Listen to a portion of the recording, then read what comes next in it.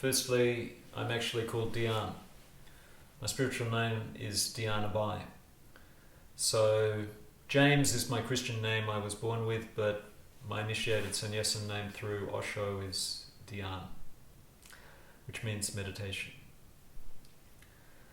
As for the ashram here, well, it's not really, it's more a retreat.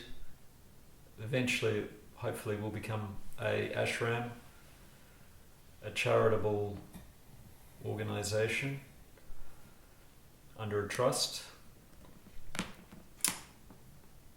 So, the retreat, what can I say about the retreat? The yoga retreat here.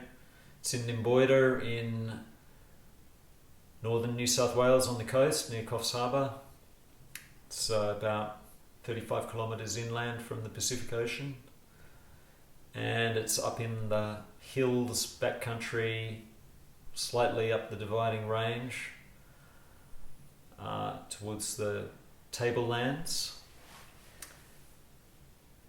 It's beautiful eucalypt forest, amazing millions of hectares of forest that stretches all the way down to Sydney, all the way down to Newcastle really, and starts about here from around Grafton, going through many national parks. There's a lot of state forest around here. So it's a beautiful place to come and escape into nature. You will only see forest for miles and miles and miles for all the views. You won't even see a paddock or a field. And there are beautiful views here. There's large tallow wood trees to meander under, and a lovely 2 dams you can go and swim in. And it gets quite hot in summer, so it's lovely to go and take a dip in the dam. And there are wonderful animals up here that come and visit in the night. Little rock wallabies and these very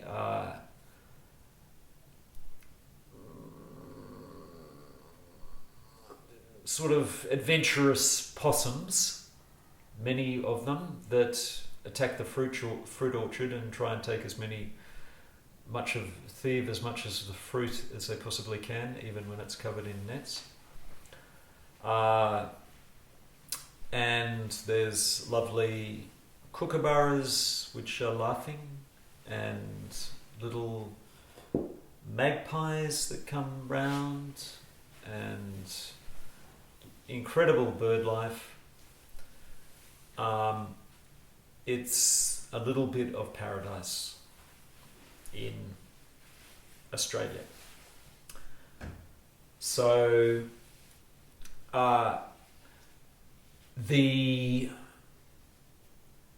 there were, because as everyone knows, last year 2019 the bushfires came through and devastated most of East Coast. Probably 40% I think of the East Coast forests were burnt out in those fires, and that included here, unfortunately. So the fires did come through this property. But Australia is amazing in that the eucalypt is designed for fire, and it will recover and regrow, within several months. So it's now about 6 months since those fires where everything was turned to ash, and it's now you can almost not tell that even a fire went through here. It's all very green and lush from heavy rains. So there is some sign of the fires, some trees have died, etc. But it's recovers very quickly, and the scenery, etc., is as beautiful as it always was. And there's lovely sandstone cliffs all round the property, which I eventually would like to have rock climbing being done from. And you can walk along seeing these cliff lines and so forth, and little caves, some of which were used by the Aboriginals. I've been told. And there's an incredible river here called the Nymboida River, which has rapids, and you can do all different levels of kayaking on this river, which I also offer. From very simple, easy stuff to really the top professional. So it's one of the best kayaking waterways in Australia. And there's trail running that you can do, which I'm into, or certainly was into, and bushwalks for miles and miles, national parks. For the actual yoga retreat here, which is what this place is really meant for.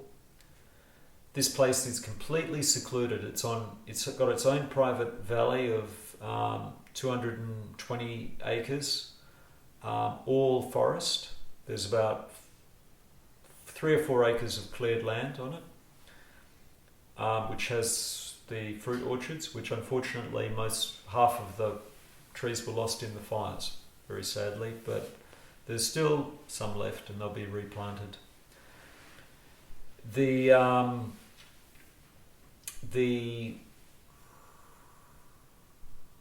seclusion and the quietness is what this place was chosen for, and that is so that people can really experience complete silence when they go into meditation and they do their yoga. And the place is really, for the guests, it's computer and mobile phone free to get away from that technology. So you come here and you leave your computers and mobile phones, etc., and you experience the simplicity of nature. And it's a beautiful 2-story pole house with, some of the guest rooms have their own private balcony, which overlooks the forest and the views. There's an upstairs toilet for the guests. There's bath, shower, all solar hot water. Very comfortable. You'll have all your comforts of home here. Got to be a little bit mindful of the solar power, but that system's being upgraded, so there'll be less need for concern. There's an absolutely beautiful vegetable garden, permaculture, all sorts of different types of vegetables there, naturally grown, which you can organically eat when you're here. Food is delicious. It's a feast of vegan food. All sorts of different varieties, from lentils, brown rice, dal, falafels, tacos. You can have Mexican, Asian, Chinese, Indian. Every style of cuisine is offered here, including some beautiful smoothies, fruit smoothies and vegetable juices that are made from vegetables and fruits that either come from here or organically sourced from here.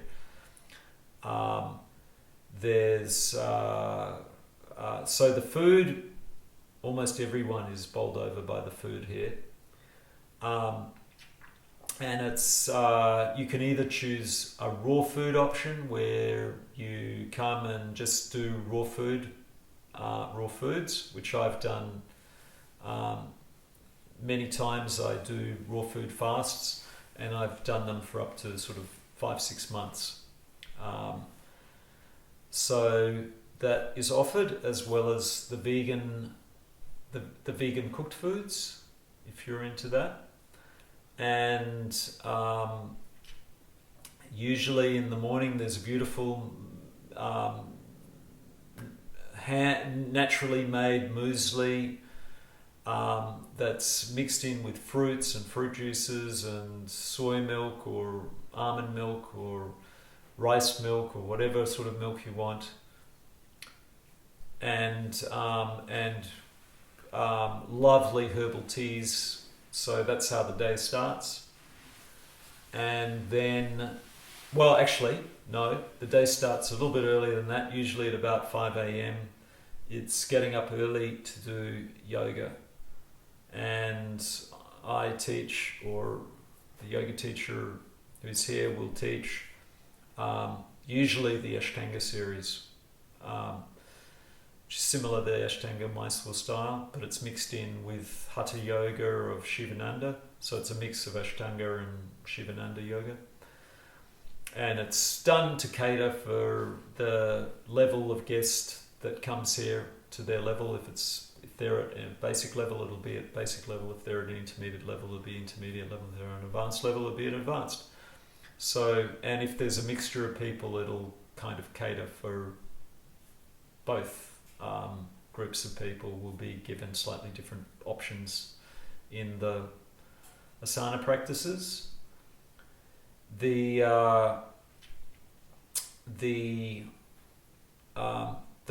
Currently the place only caters to 4 guests, 2 private single rooms and 1 share room, and then there's also room for up to 4 woofers who've got a separate kind of building that they can stay in. Or if there are spare guest rooms, they can stay in the spare guest rooms. So the place is very intimate. It's just a place for only 4 guests to get to know each other, to go delve deeply into the yoga postures and the meditation and the pranayama, the breathing, and to experience the nature outside. So that's the connection. There are options where you can volunteer, do 4 to 6 hours work a day here, and you can stay here for like $100 a week. Or you can, prices may change, but these are what they are currently. Or you can share with one other person in a very nice room, and it's $600 and you do 2 hours pretty easy work a day to help out here. Or you can get your own private room and do absolutely nothing and just enjoy yourself and have everyone looking after you, and it'll cost you about $1,200 for the week. So those are the options. There are retreats which focus on different themes.